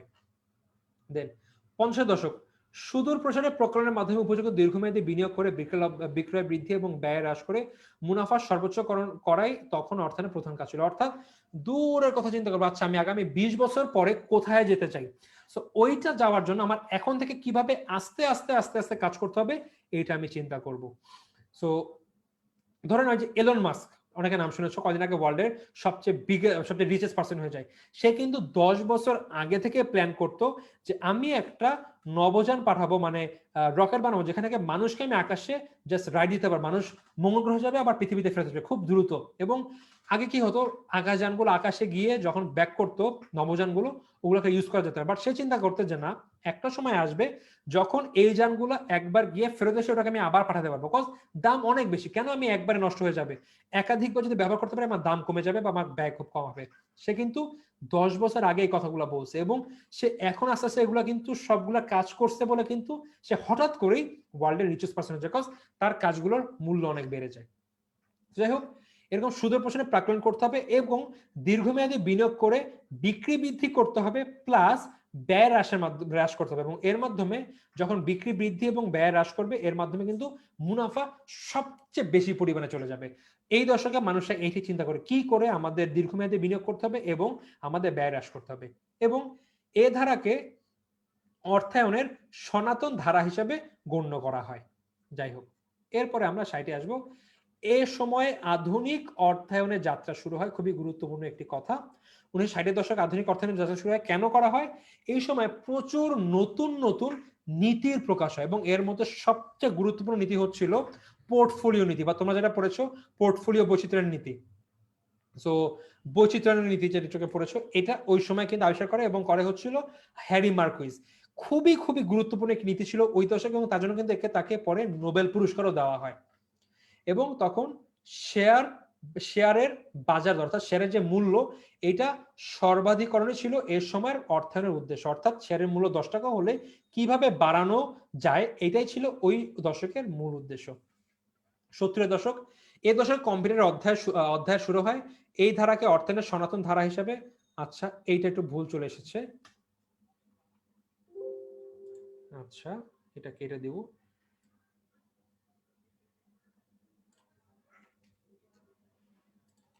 আচ্ছা, সো এই দশকে কম্পিউটারের অধ্যায় শুরু হয়, অর্থাৎ এই সময় মানুষ কম্পিউটার ব্যবহার শুরু করে। তখন একটু দেখা যায় যে ব্যবসায় যে অঙ্ক নির্ভর কঠিন কঠিন অঙ্ক খুব সহজে মানুষরা কিন্তু কম্পিউটারের মাধ্যমে সলভ করতে পারছে এবং দেখা যাচ্ছে খুব ইজিলি তারা ব্যবসা কিন্তু পরিচালনা করতে পারছে। তো কম্পিউটার ব্যবহার প্রচুর বেড়ে যায় এবং দেখা যায় আগে যে কাগজ কলমে হিসাব করতো সেটা একদম ব্যাপকভাবে চেঞ্জ হয়, মানুষ সব কম্পিউটারে করা শুরু করে। এ সময় যেসব তাত্ত্বিক ব্যবসা সনাতনের অর্থায়নে নানা তত্ত্বের বিশ্লেষণে সমৃদ্ধ করেছিলেন, তাদের মধ্যে যে হ্যারি মার্কুইজ, মার্টিন মিলার, ম্যাডিগ্রিন ছিল উল্লেখযোগ্য। এবং পরবর্তীতে 1990 দশকে এসব তাত্ত্বিকগণ গাণিতিক বিশ্লেষণের মাধ্যমে অর্থায়নের অগ্রগতিতে গুরুত্বপূর্ণ ভূমিকা পালনের জন্য নোবেল পুরস্কার পান। যেটা বললাম যে হ্যারি মার্কুইজ পোর্টফোলিও, দেন মার্টিন মিলার এবং ম্যাডিগ্রিন। একজন পরে হচ্ছিল ঋণ নীতি, আর একজন আবিষ্কার করে হচ্ছিল ঋণ নীতি এবং আচ্ছা একটা জানি কি ছিল, ঋণ নীতি এবং বিনিয়োগ নীতি না দুটো ই করে, যার জন্য তিনজনকে আগামীতে নোবেল পুরস্কার দেওয়া হয়। দেন 1980-র দশক, ব্যবসার সম্প্রসারণ ও প্রতিযোগিতামূলক বাজার ব্যবস্থা টিকে থাকার জন্য অর্থায়ন তার সনাতনী দায়িত্বের পরিবর্তন করে নতুন রূপে, আচ্ছা সনাতনী দৃষ্টি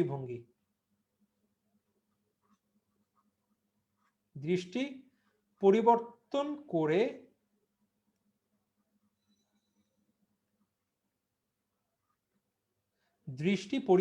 করে নতুন রূপে আবির্ভাব। এই যে আমাদের সনাতন ছিল যে আমাদের মুনাফা সর্বোচ্চ করতে হবে, এইটা আসলে সনাতন দৃষ্টিভঙ্গি, এটি পরিবর্তন করে। তারা কি চিন্তা করে? তারা চিন্তা করেছিল শেয়ারের বাজার মূল্য বৃদ্ধি করতে হবে। আর 1990 দশকে বিশ্ব বাণিজ্য সংস্থা বা WTO ওয়ার্ল্ড ট্রেড অর্গানাইজেশন আত্মপ্রকাশ করে। এর ফলে বিশ্বব্যাপী আমদানি রপ্তানির প্রতিবন্ধা ব্যাপকভাবে হ্রাস পায়, ব্যবসা বাণিজ্য অনেক বেড়ে যায় এবং অর্থায়নও এ সময় আন্তর্জাতিকতা লাভ করে। অর্থাৎ যখন আন্তর্জাতিকভাবে যে ব্যবসাটা শুরু হয় তখন দেখা যায় আন্তর্জাতিক পর্যায়ে বা ইন্টারন্যাশনালি অর্থায়নের একটা স্বীকৃতি লাভ করে এবং দেখা যায় যে সব ক্ষেত্রে অ্যাকচুয়ালি ব্যবসা বাণিজ্য হলেই অর্থায়নের এখানে গুরুত্ব থাকছে। আচ্ছা, এইবার তোমাদের কোশ্চেন একটা বলো তো, কোন দশকে আধুনিক অর্থায়নের যাত্রা শুরু হয়? তাড়াতাড়ি তোমরা একটু কমেন্টের উত্তর দিয়ে দাও, দেখি তো তোমরা এতক্ষণ মনোযোগ ছিল কিনা।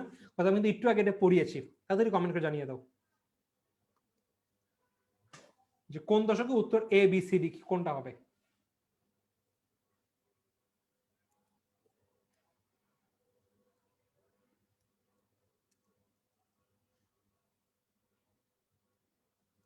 ওকে, ইফতি খান একটা বলছে, জান্নাতুল নাফিম, ইফতি খান, আচ্ছা ওকে।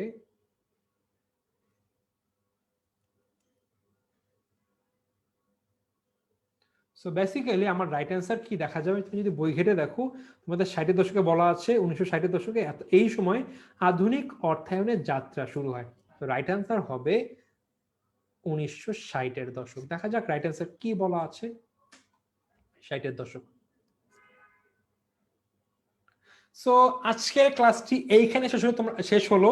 তোমরা ভাই কাইন্ডলি কমেন্টে বলো যে ভাইয়ারা তোমরা কি সবকিছু বুঝতে পেরেছো কিনা, তোমাদের বুঝতে কোথাও কোনো অসুবিধা আছে কিনা, তাহলে আমি এটা বুঝিয়ে দিব। আর আমাকে এইটাও জানাও যে আমার ক্লাসটি কেমন লাগলো, সব তোমরা বুঝতে পেরেছো কিনা বা কোনো সমস্যা আছে কিনা, আমাকে এখনই কমেন্ট করে জানিয়ে দাও।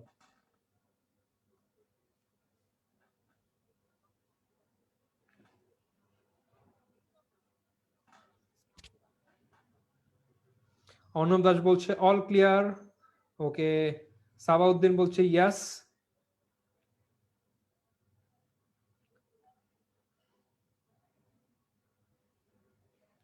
ওকে,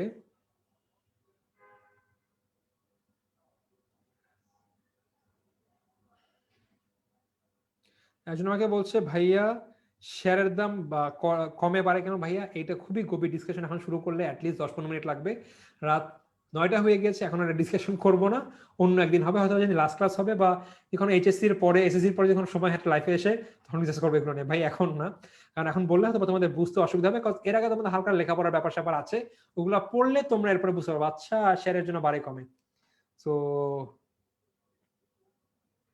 যাক, সবার ভালো লেগেছে, that's thank you so much. অনেক বেজে গিয়েছে, অনেকে চলে গিয়েছে, আজকে ক্লাসটা এখানেই শেষ করব।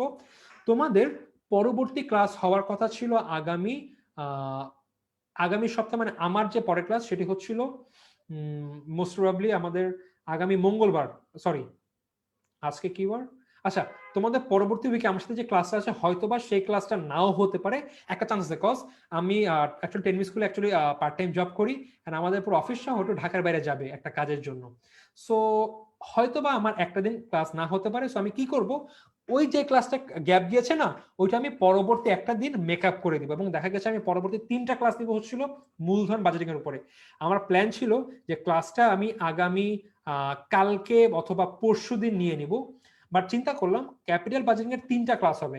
এখন আমি একটা ক্লাস আগামী পরশু দিন নিব, বাট পরের ক্লাস নিব আগামী নিব 1.5 সপ্তাহ পরে, তাহলে এক চ্যাপ্টার পড়া তো তোমাদের একটু সমস্যা হয়ে যাবে, তোমরা আটকা পড়ে যাবে। দ্যাট ইজ ওয়াই আমি এখন না নিয়ে করবো কি, আগামী যে ক্লাসের তারিখের ওটা না হলো তার পরে একদিন ব্যাক টু ব্যাক 3টা ক্লাস নিব, মানে আমাদের শুক্র শনি এবং সাথে একটা ক্লাস নিব, একই সাথে তোমাদের ক্যাপিটাল বাজেটিং এর সকল পড়া শেষ করে ফেলবো, সো দ্যাট তোমাদের কোনো অসুবিধা না হয়।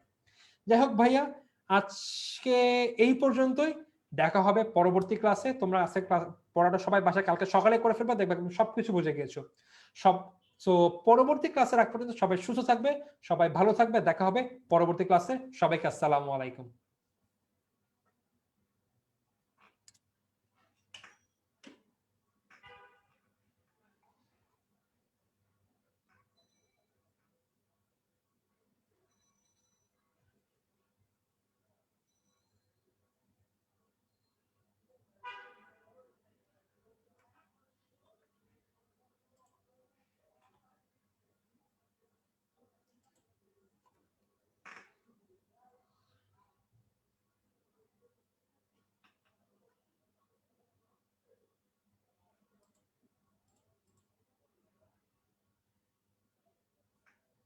আমাদের ক্লাসের যে মডারেটর তাকে হয়তোবা জুম থেকে মোস্ট প্রবাবলি মানে নেটের জন্য বের হয়ে গেছে, দ্যাট ইজ ভাই সে এখনো লাইভটা অফ করতে পারেনি। সো সে রিকোয়েস্ট দিচ্ছে সে ব্যাক এন্ডে এসে দেন হয়তোবা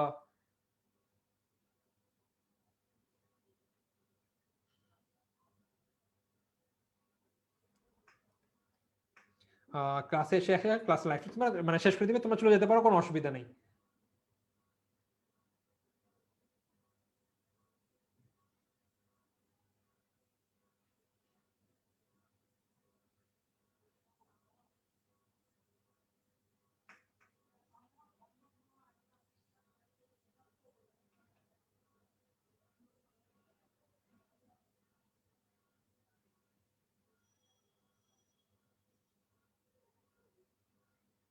Bạn không có,